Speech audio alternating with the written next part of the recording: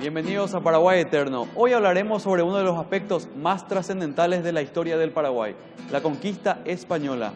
Descubriremos las hazañas y penurias de quienes en aquel tiempo arribaron al Río de la Plata en una empresa inédita y aventura impredecible a través de la cual se encontraron dos culturas y dos mundos desconocidos.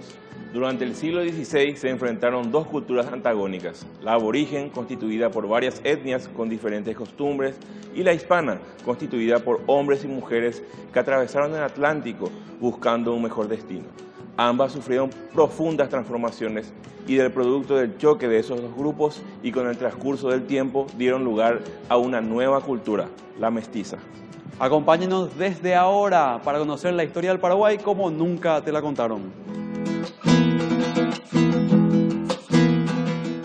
Muy buenos días a toda la audiencia de Paraguay Eterno. Estamos como todos los domingos por las pantallas de Paraguay TV, iniciando otra emisión más de Paraguay Eterno, la historia del Paraguay como nunca te la contaron.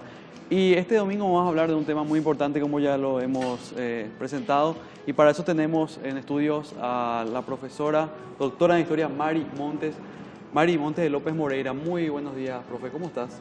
Muy bien, Marcelo, ¿qué tal, Néstor? ¿Cómo están? Para mí es un privilegio estar con ustedes en este programa. El privilegio es nuestro realmente, doctora. Es un gusto para nosotros tenerte acá.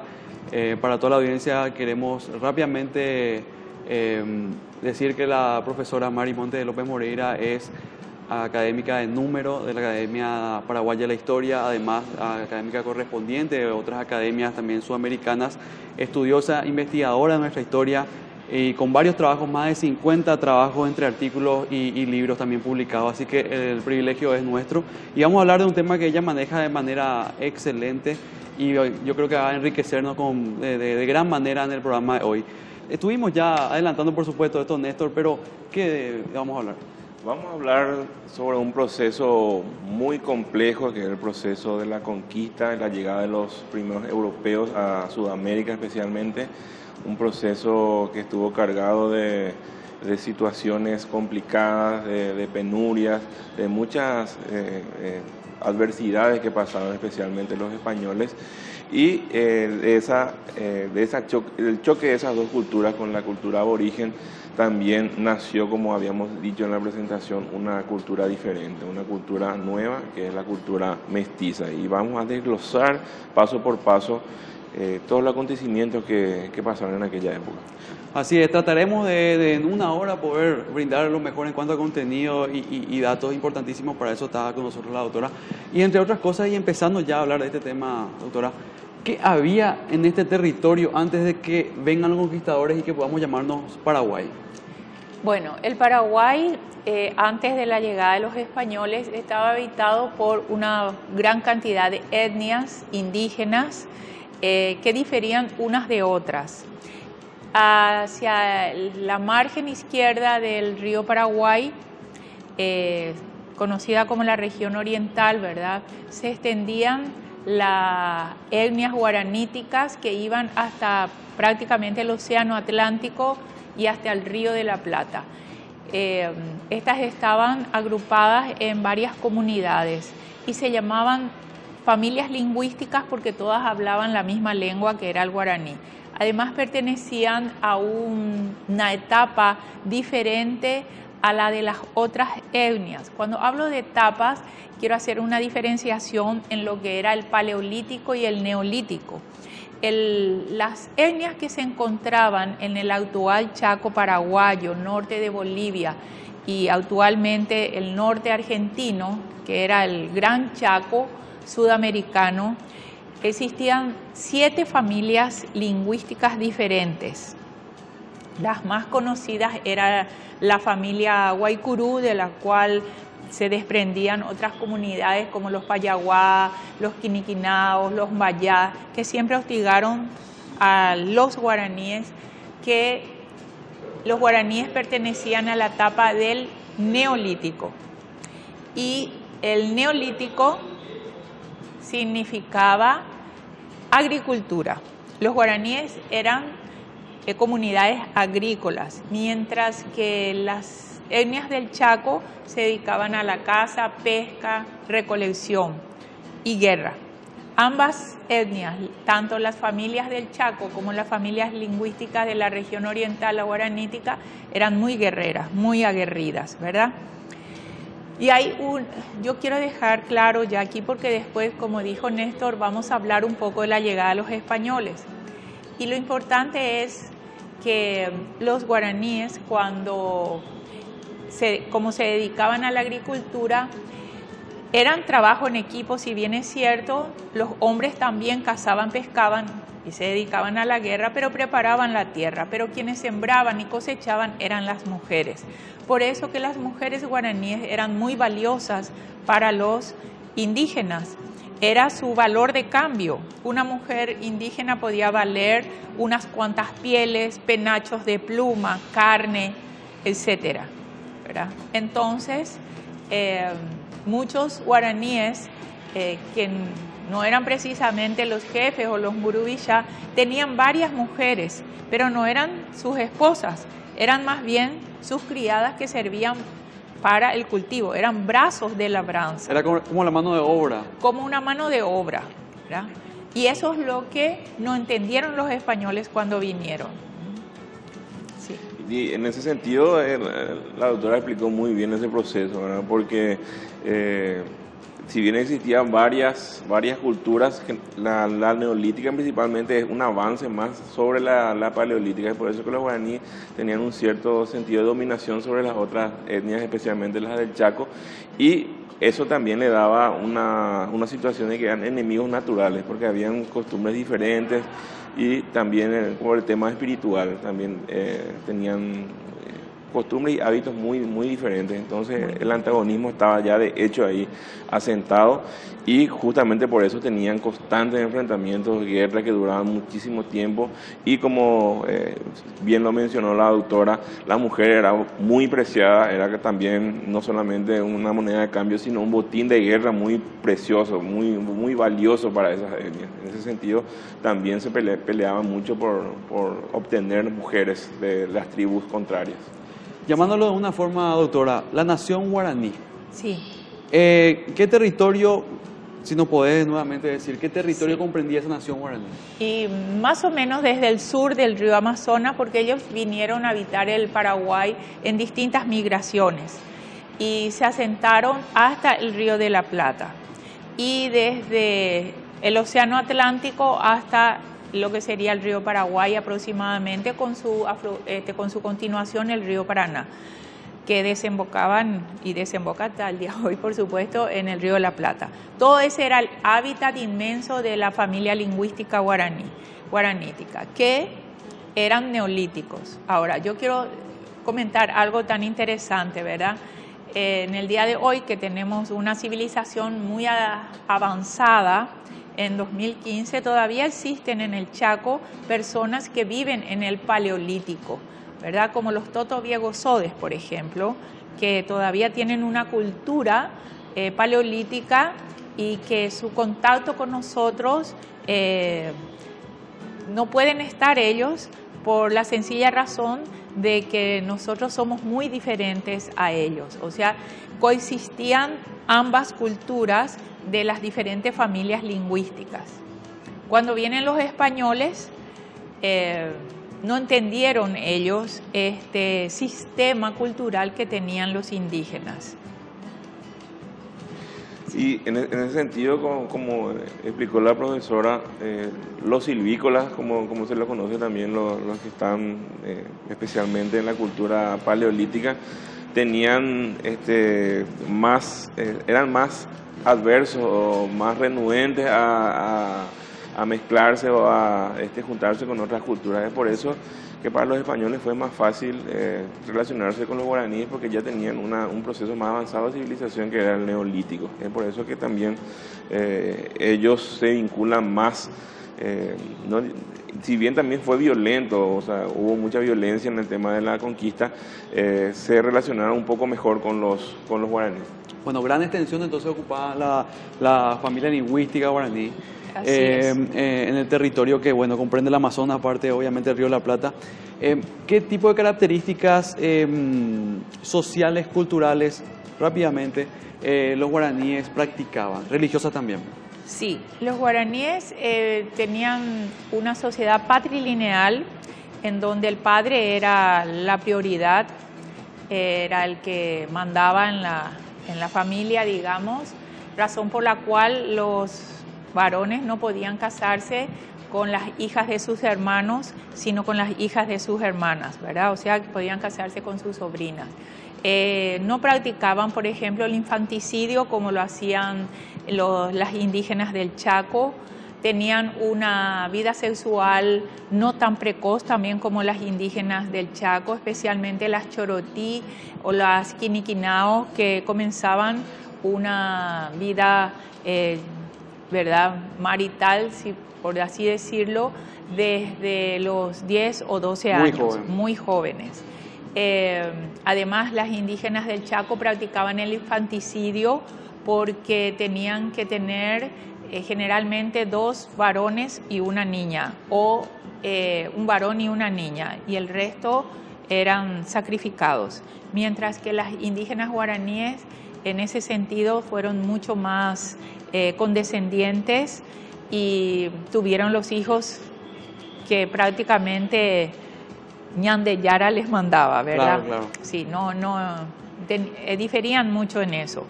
Ahora, yo quisiera hablar un poco también del primer encuentro que tuvieron los españoles con estos indígenas. Volvemos con más Paraguay Eterno por Paraguay TV. Llega ese momento donde hay un choque de culturas, choque de 2 mundos totalmente desconocidos el uno al otro. Estamos hablando del momento en que llega el español, llega hasta estas tierras. ¿Cómo se produce, cómo se encuentran estas 2 culturas en un momento para el otro, de frente a frente? Bueno, en primer lugar, quiero señalar que los primeros españoles que atravesaron este país, este territorio, mejor dicho, no se asentaron. En el año 1513, un navegante llamado Vasco Núñez de Balboa había descubierto lo que hoy es el Océano Pacífico. Entonces, la parte conocida solamente era desde la península de Yucatán hasta el norte de lo que hoy es Venezuela y toda la zona de Caribe. El rey de España necesitaba y precisaba saber hasta dónde llegaban sus límites, tanto del norte como del sur, y necesitaba un paso para saber y elaborar la cartografía y conocer las tierras que le pertenecían. Es así que firmó un contrato, una capitulación con el piloto mayor Juan Díaz de Solís para que viniese en busca de la unión de los 2 océanos.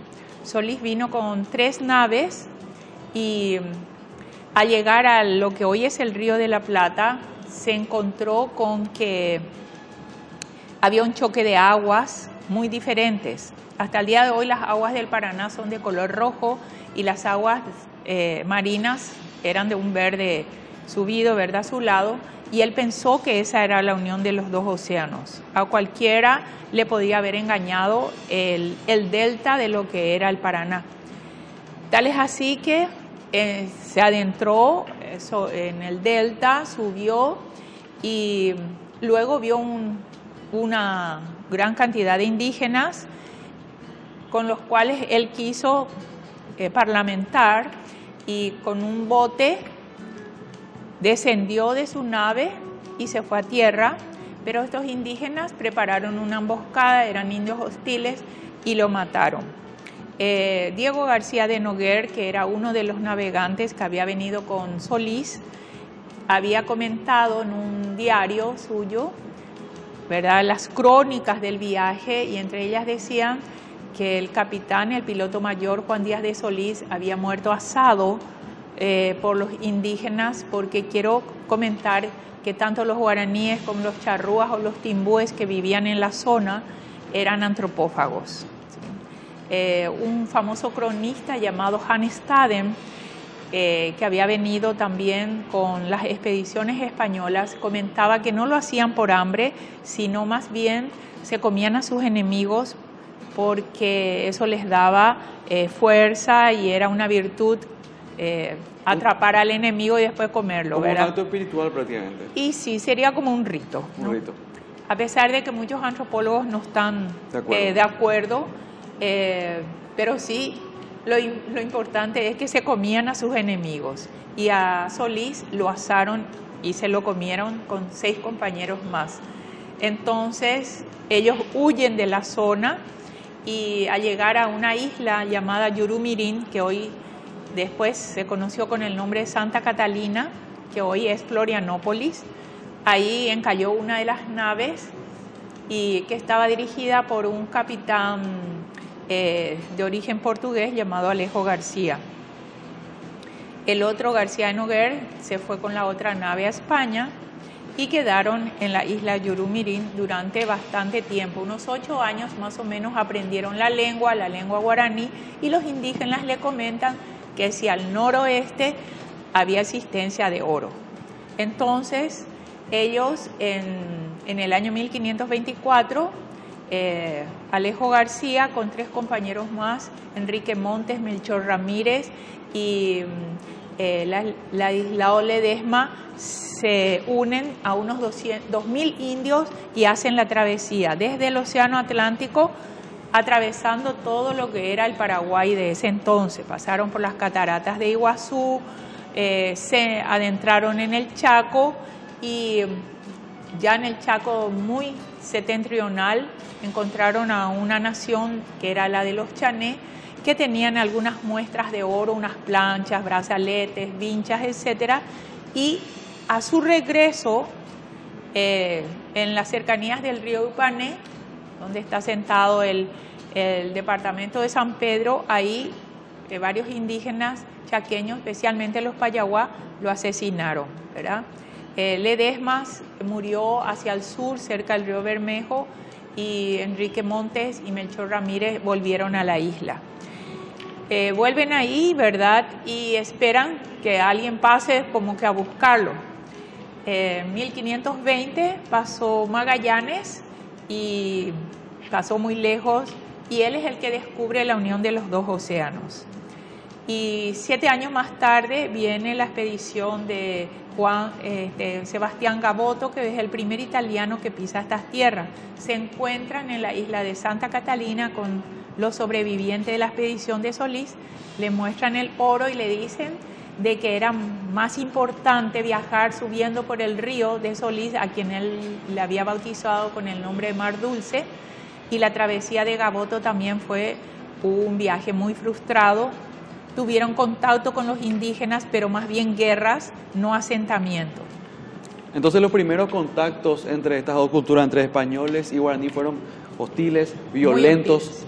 Exacto. No había una aceptación, había primeramente un rechazo a estos enemigos, sí, vamos a decir, para los guaraníes. Claro, no los conocían entonces. Además, recordemos, los españoles venían a buscar especias y oro.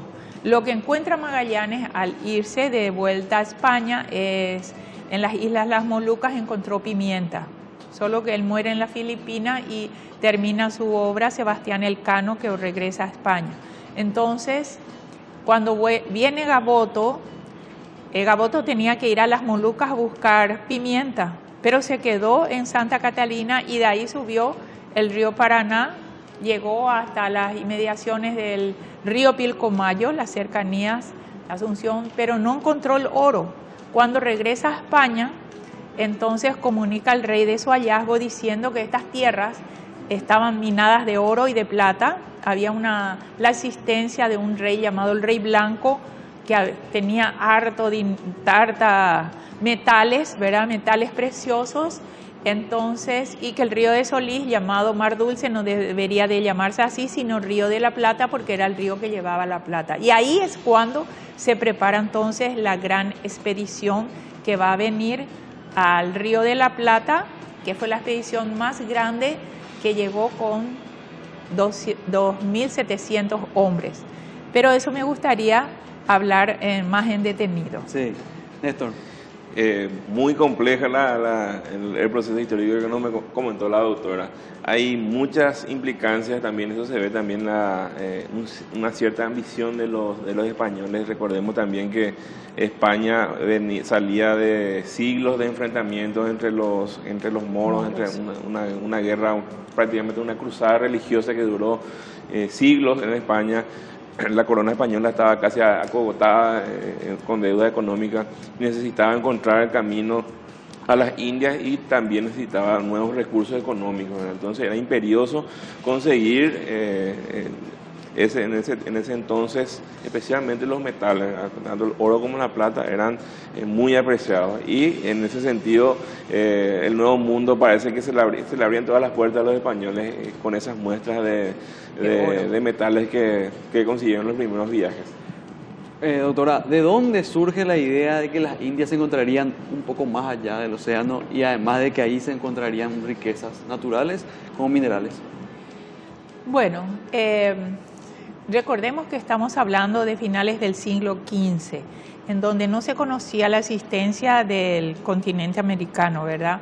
Cuando Colón hace el viaje, era un viaje muy intrépido, era un viaje, aparte de aventurero, muy riesgoso. Ellos no habían salido casi al Atlántico, habían llegado a descubrir para ellos, tanto para los portugueses como para los castellanos, no españoles todavía, toda la zona fronteriza marítima de África. Recorrieron el litoral africano y así llegaron a conocer las islas de Cabo Verde, se descubrieron las Canarias, el Golfo de Goa, Golfo de Guinea, etcétera, la isla de Fernando Po, pero no se adentraban, no hacían un viaje directo que vaya de este a oeste. Colón fue un navegante muy intrépido que solicitó, ¿verdad?, los reyes católicos para hacer este viaje. O sea que era algo inaudito, ¿verdad? Y ocurrió después de la toma de Granada en 1492.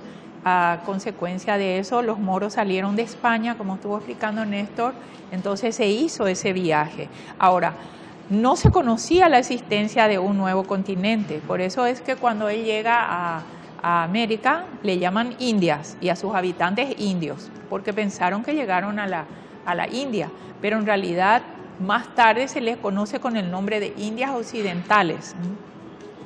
Perfecto, doctora, muchas gracias. Incluso andando con la explicación de la doctora, ellos tenían a bordo en las primeras expediciones traductores que hablaban la lengua india, la lengua que se hablaba en el territorio indio, y al momento de que tener los primeros contactos con los aborígenes, ellos les hablaron en el idioma, ellos no entendían, entonces algo raro había pasado. Entonces esos fueron las primeras luces de que dieron lugar a pensar de que realmente era un mundo nuevo. Volvemos con más Paraguay Eterno por Paraguay TV. Néstor. Estamos adentrándonos justamente en los bloques anteriores, hablando ya sobre la llegada de los españoles y prácticamente los primeros contactos con los indígenas. Estábamos a punto de entrar y de hablar sobre una expedición muy importante en esa época, en el siglo XVI, que fue justamente la expedición de don Pedro de Mendoza, el primer adelantado del Río de la Plata. Fue una de las expediciones más grandes, de muchísima envergadura, tanto en el tema de... Había muchas personas que tenían diferentes profesiones, de diferentes lugares de España y de Europa. Y en ese sentido queríamos consultar y trasladar la pregunta: ¿qué significó la empresa de la expedición de don Pedro de Mendoza al Río de la Plata, doctora? Sí, cuando llega Gaboto a España y muestra las planchas, las planchuelas de oro, los collares, etcétera, entonces eso motiva a los españoles especialmente. Hay una cuestión que quiero también puntualizar. La corona española no se hacía cargo de las expediciones. Los expedicionarios tenían que conseguir lo que hoy llamaríamos un sponsor. Entonces, el rey le nombra a don Pedro de Mendoza como el primer adelantado y él busca gente empresaria que le tenga que solventar los viajes. Vinieron en 17 naves, 2.700 hombres, y muchos de ellos eran hidalgos, personas de reconocido renombre, y llegan a lo que hoy sería Buenos Aires.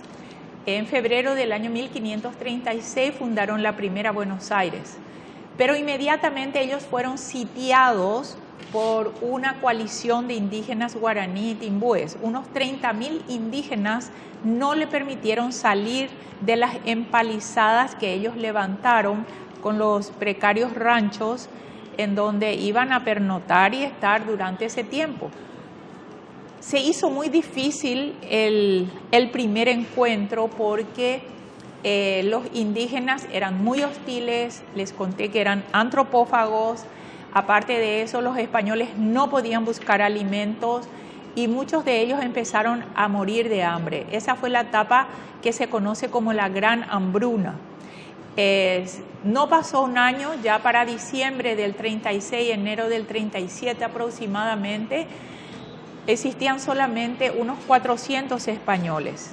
No habían salido a buscar el oro ni fundar los fuertes de piedra que tenían en la capitulación de Mendoza.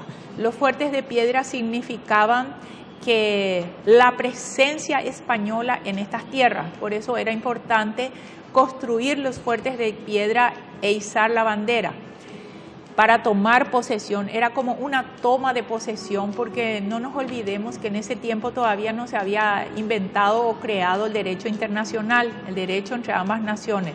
Y como Portugal también ambicionaba estas tierras, y por el Tratado de Tordesillas, firmado en 1494, ciertas tierras les correspondía a Portugal. Entonces España quería tomar posesión y asentar su dominio sobre esas tierras. Tal es así que don Pedro de Mendoza, sintiéndose muy enfermo porque él había venido ya con sífilis que había contraído en las guerras de Italia antes de venir a estas tierras, encomendó a dos capitanes, a Juan de Ayolas y a Domingo Martínez de Irala, para que vayan en busca del oro. Rompieron el cerco al cual estaban sitiados y salieron en un pequeño bergantín que habían construido ya ellos, porque muchas de sus naves habían encallado en el río de la Plata. Entonces remontaron el río Paraná. Al llegar a la altura de lo que hoy es Lambaré, recibieron una lluvia de flechas de los indígenas guaraníes de ese lugar. Y entonces ellos le contestaron con sus armas de fuego. Ellos tenían arcabuces, tenían unos pequeños cañones que se llamaban bombardas, y ahí los indios corrieron despavoridos. Entonces, para parlamentar, para firmar una paz provisoria, aunque sea con estos españoles, su primer contacto con los guaraníes, ¿verdad?, de estos españoles, los indígenas le entregan lo más valioso que ellos tenían, sus mujeres. Entregaron 5 mujeres que eran las más valerosas y las más trabajadoras en el cocué, en la chacra. El español, que venía con una mentalidad de haber tenido por siglos a su vecino, un árabe, un moro, que podía tener varias esposas y ellos no, porque el cristianismo le prohibía, no entendieron el mensaje de que era el dinero de los guaraníes, estas mujeres, como valor de cambio, y por supuesto la tomaron como suyas. Primero eran para Ayolas, llegaron al Alto Paraguay, ahí fundaron el 2 de febrero del año 1537 un puesto llamado Candelaria, y Ayolas se internó en el Chaco. Irala lo esperó, no regresó, pasó bastante tiempo, no llegaban de vuelta a los dos capitanes con sus hombres al río La Plata, y don Pedro de Mendoza, sintiéndose cada vez más enfermo, decidió ir hasta de vuelta a España. Y antes de partir, entonces, le pidió a otro capitán llamado Juan de Salazar y Espinosa que remontase el río en busca de ambos capitanes anteriores que no volvieron. Y es ahí cuando viene Juan de Salazar y llega a lo que hoy es la bahía de Asunción y encuentra unos indígenas que eran los carió o carios.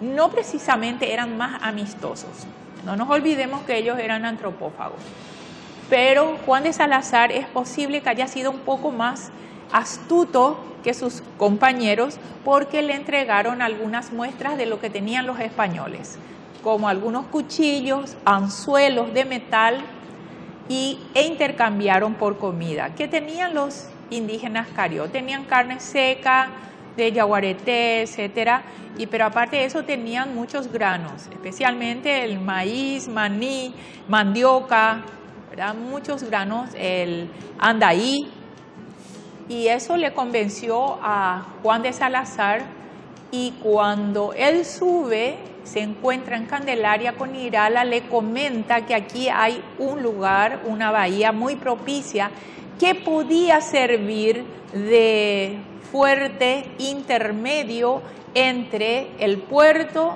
de Nuestra Señora de la Santísima de Trinidad de Buen Aire, como se llamaba, hasta la búsqueda del oro. Sería un puesto militar intermedio. Y regresa él, en vista que Ayolas no venía, y ahí es cuando decide Juan de Salazar fundar el fuerte de Nuestra Señora de la Asunción el 15 de agosto de 1537. Profe, entonces podemos ver en ese sentido, como está comentando, que los indios que se encontraron, los indígenas que se encontraron con los españoles en Asunción, vamos a decir posteriormente llamado Asunción, fueron no tan violentos, fue un trato distinto y se hizo un intercambio entre ellos para llegar por lo menos a una tregua o para conocerse primeramente. Sí, es muy probable que hayan hecho eso para conocerse. Ahora, seguían siendo muy aguerridos y violentos. Acuérdense de que eran personas desconocidas, ¿verdad? Tanto por la vestimenta, color de piel, armas, barcos. Los indígenas usaban piragua, no conocían los bergantines, armas de fuego. Con don Pedro de Mendoza ha llegado el primer grupo de caballos también, y así como en la conquista de México, el caballo fue un arma poderosa para los indígenas. Y otra arma que casi nadie habla son los perros amaestrados, que cuando los indígenas se volvían muy revoltosos se los aperreaba, ¿verdad? Y eso ocurrió ya en el transcurso de la conquista y de la colonización. Fue todo un proceso, proceso. La conquista. Y en ese sentido, según tu parecer, doctora, en este momento donde recién llegan los españoles a Asunción, que posteriormente sería Asunción, esa tregua que se pacta, ¿usted qué dice? A los guaraníes le veían a los españoles como unos huéspedes primeramente, no como conquistadores. Sí, de hecho, ellos ni se imaginaron que ellos venían a conquistar sus tierras, sino más bien como que a conocer, y por sobre todas las cosas, la búsqueda del oro es lo que les había motivado a los españoles, y es muy probable que eso es lo que ellos hayan conversado con en el primer contacto que tuvieron. Se firmaron, se firmaron, pero se pactaron algunas alianzas, que eso fue el inicio. Después eso cambió radicalmente con lo que se conoce como las sacas y rancheadas, que me gustaría hablar más en detalle posteriormente. Perfecto. Quería consultarle algo concreto a la doctora. En ese momento histórico, cuando ya la salud de don Pedro de Mendoza estaba bastante deteriorada y el hostigamiento indígena en la zona de Buenos Aires, lo que sería la ciudad de Buenos Aires posteriormente, ellos encuentran una ciudad o un fuerte, una zona alternativa muy interesante, que con respecto a la zona de Buenos Aires tenía muchísimas más ventajas, en el sentido de que tanto climáticamente era un clima más benigno, no hacía tanto frío ni había tantos vientos como en Buenos Aires.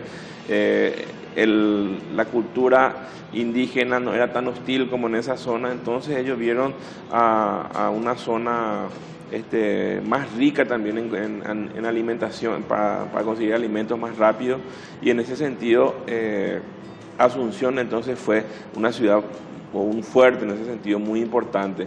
Esa fue una de las razones también para que ocurra el posterior despoblamiento de la ciudad de Buenos Aires. Esa Sí. es la consulta directa. Sí, de hecho que en vista que no regresaba Yolas, desciende Irala hasta Asunción en 1538, casi 39, y en ese momento también se produce algo muy importante. Viene otra expedición. Ya se conoce en España de la muerte de don Pedro de Mendoza, que murió en alta mar. Entonces el rey promulga una ley que es bastante importante para todo el proceso de tanto de la conquista como la colonización española, que fue la ley llamada la del 12 de septiembre de 1537. Volvemos con más Paraguay Eterno. Néstor. Un proceso muy complejo, muy importante para la historia del Paraguay, y no solamente para la historia del Paraguay, para el proceso de toda la región. Es muy importante conocer bien todo lo que pasó en este proceso. La doctora justamente nos iba a hablar de una ley muy importante que se dictó, que sancionó el Reino de Castilla en esa época, y es la cédula del 12 de septiembre de 1537. Doctora. Sí, la Real Provisión del 12 de septiembre de 1537 decía: en caso que don Pedro de Mendoza no haya dejado sucesor, se reúnan los expedicionarios y elijan al que mejor convenga a la conquista y colonización del territorio, pero solamente en este caso y no en otro alguno. Eso es lo que los paraguayos después no entendieron, solamente en este caso y no en otro alguno, hasta que el rey volviese a nombrar a otro expedicionario. Se presentaron varios, ¿verdad? Entre ellos estaba Domingo Martínez de Irala y Ruy Galán, que había quedado como custodio del fuerte de Buenos Aires. Ruy Galán subió inclusive hasta Asunción para disputar en la gobernación con Irala, pero al final Irala tenía más gente y votaron por él.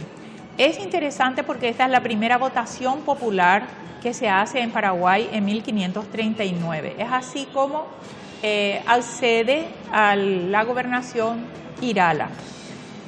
Desde el momento que él asume el gobierno, empezó a cambiar el sistema de alianzas con los indígenas. Él pautó con varios indígenas del Chaco, también con algunos indígenas caciques, guaraníes, pero la poca cantidad de mujeres que vinieron es de notar que la primera expedición que vinieron mujeres con don Pedro de Mendoza y que se asentaron acá, vinieron 22 mujeres españolas, de las cuales regresaron aproximadamente 6 a España, que eran las criadas de los oficiales. Y el resto eran señoras casadas con los capitanes que todavía estaban acá. Por lo tanto, los españoles empezaron a tomar mujeres indígenas. Tal es así que las denuncias contra Irala en este tiempo, en este proceso, decían de que el propio gobernador Martínez de Irala ordenaba a sus capitanes, a sus oficiales, que vayan a los ranchos de los indígenas y tomen mujeres. A ese proceso se llamaron las rancheadas. Bueno, en realidad primero comenzaron con las sacas. ¿Qué eran las sacas? Iban a las comunidades indígenas, sacaban a las mujeres, las traían a sus hábitats, a donde comenzó Asunción, y luego ellas eran las que trabajaban la tierra, la chacra. Alrededor del fuerte de Asunción se empezaron a cultivar como un cordón de capueras en donde trabajaban las mujeres indígenas, y también empezaron a tener relaciones con ellas. Tal es así que en el año 1541 Irala ordena la despoblación de Buenos Aires a consecuencia de la hostilidad de los indígenas del lugar, y todos los españoles se concentran en Asunción. Aproximadamente 360 españoles estuvieron hacia 1541 y ese año es muy importante para Asunción porque Asunción queda convertida en ciudad. Dejó de ser un fuerte militar para convertirse en ciudad y el rey de España envía el escudo de armas que hasta el día de hoy tenemos, ¿verdad?, en el municipio de Asunción y que están en todos los registros de los conductores que tienen el registro de conducir de la localidad de aquí, de nuestra capital. Ese escudo de armas enviado por el rey, en donde está la Virgen de Asunción, San Blas, un castillo que significa el poder español, y luego una palmera con un león que significaba lo que era América. Ese escudo de armas es muy importante porque le elevaba a Asunción a categoría de ciudad. En 1542, Irala deja de ser gobernador porque viene el segundo adelantado, que es Álvar Núñez Cabeza de Vaca. Pero por la Real Provisión, que ya no se tenía que utilizar, lo derrocaron en 1544. Continúan las sacas y las rancheadas. Con Álvar Núñez vinieron varios sacerdotes y escriben al rey de España diciendo: esto parece más que una colonia de españoles, el paraíso de Mahoma, porque el español que no se contenta con 4 mujeres es porque quiere 8, y el que tiene 8 quiere tener 16 mujeres. El sacerdote llamado Martín González decía lo mismo, y el otro era Francisco González de Paniagua. Pero un sacerdote franciscano que era amigo de Irala, don Francisco de Andrada, decía: en esta tierra los indígenas tienen la maldita costumbre que son las mujeres las que trabajan en los sembrados. Entonces los españoles, como ellos no van a sembrar, tienen que tomar mujeres. O sea, daba una justificación razonable de este hecho. En poco tiempo la ciudad creció con una gran cantidad de mestizos, ¿verdad? Para 1555 había aproximadamente ya 3.000 mestizos. Y tal es así que con Irala comienza el ciclo de fundaciones. Ahora, Asunción se llama Ciudad Madre de Ciudades porque en el digamos, periodo de 1556 a 1580 se fundaron 8 ciudades importantes.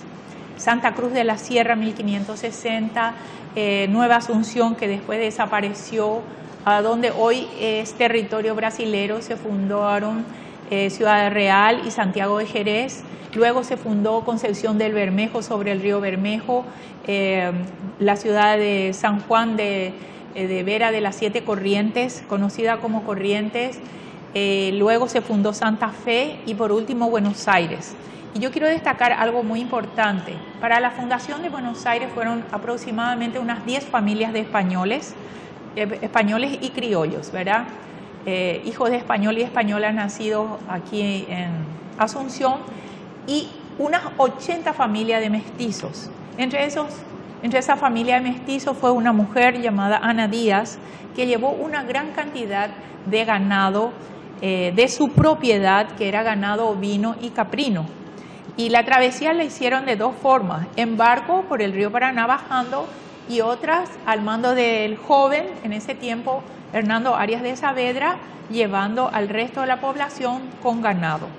El ganado que pobló después las pampas argentinas vino de Asunción, porque en el año 1556 los hermanos Goes, que transportaron el primer ganado vacuno proveniente de las costas brasileñas, que eran de Portugal, 7 vacas y un toro.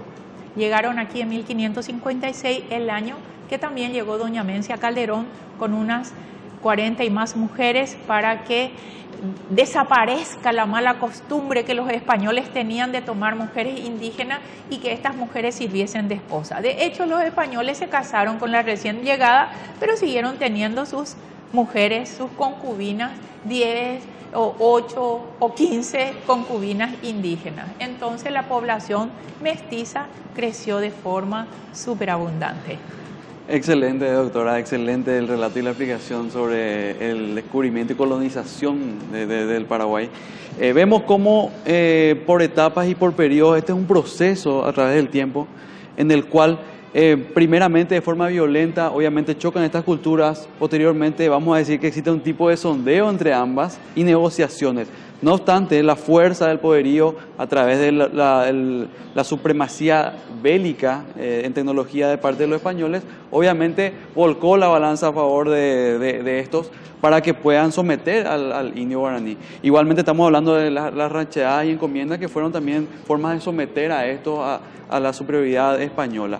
Ahora, también podemos decir que rápidamente, a diferencia de otras posteriores naciones, ¿verdad? En el Paraguay se produjo un mestizaje mucho mayor que en otras latitudes del Río de la Plata.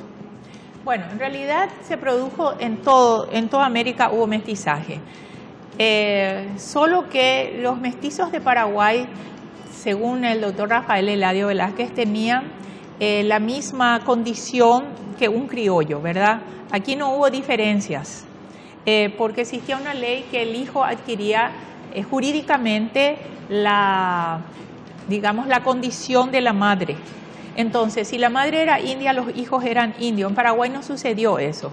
Le llamaban españoles americanos, ¿verdad?